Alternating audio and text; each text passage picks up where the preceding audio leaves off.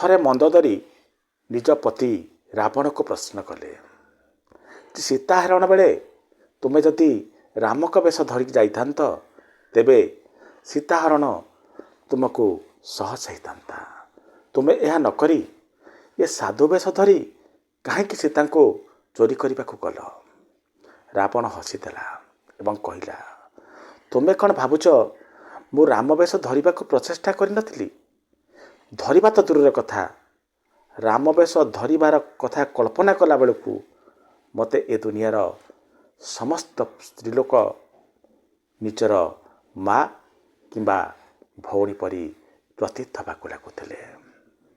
ସେଇଥିପାଇଁ ମୁଁ ଚିନ୍ତା କଲି କେଉଁ ବେଶ ଧରି ଗଲେ ମୁଁ ସୀତାଙ୍କୁ ହରଣ କରିପାରିବି।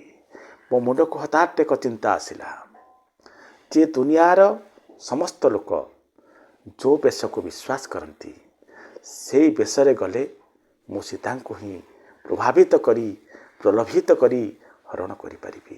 ସେଥିପାଇଁ ମୁଁ ସାଧୁ ବେଶ ଧରିଲି ଏବଂ ତାହା ବି ହେଲା। ସୀତା ମୋତେ ସାଧୁ ବେଶରେ ଦେଖି ମୋତେ ଭରସା କଲେ, ମୋତେ ବିଶ୍ୱାସ କଲେ ଏବଂ ମୋତେ ତାଙ୍କୁ ହରଣ କରିବା ସହଜ ହେଲା।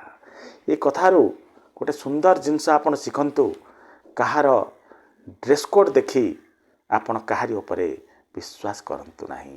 ଆଜି ଏଇ ଡ୍ରେସ୍ କୋଡ଼୍କୁ ନେଇ, ଏ ସାଧୁ ବେଶକୁ ନେଇ ଅନେକ ଲୋକ ନିଜର ଜୀବିକା ଚଳାଉଛନ୍ତି, ଲୋକଙ୍କୁ ଠକୁଛନ୍ତି। ଆମେମାନେ କିଛି ନ ବୁଝି ନ ସୁଝି ଏମାନଙ୍କ ଉପରେ ପୂର୍ଣ୍ଣ ବିଶ୍ୱାସ କରୁଛେ, ଶେଷରେ ଠକାମିର ଶିକାର ହେଉଛେ। ତେଣୁ ଏ ଡ୍ରେସ୍ କୋଡ଼୍ ଉପରେ ଯାଆନ୍ତୁ ନାହିଁ। ପ୍ରଥମେ ଆନାଲିସିସ୍ କରନ୍ତୁ, ସେ ଲୋକ ବିଷୟରେ ଭଲ ରକମ ଜାଣନ୍ତୁ, ତାପରେ ବିଶ୍ୱାସ କରନ୍ତୁ, ଭରସା କରନ୍ତୁ। ରହୁଛି, ନମସ୍କାର।